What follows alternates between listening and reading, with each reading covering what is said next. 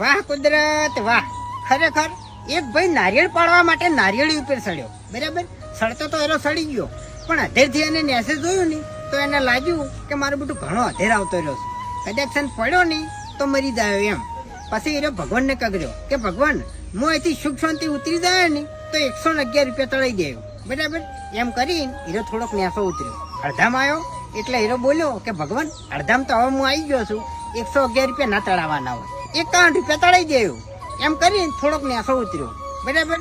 અને પાછો ફેરથી બોલ્યો કે ભગવાન, હવે હું ઉતરી જવા આવ્યો છું, બરાબર. 51 રૂપિયા થોડા તળાવવાના હોય, 11 રૂપિયા તળાઈ દેવું. એમ કરીને ને તો ઉતરવા ગયો અને તરત પડ્યો.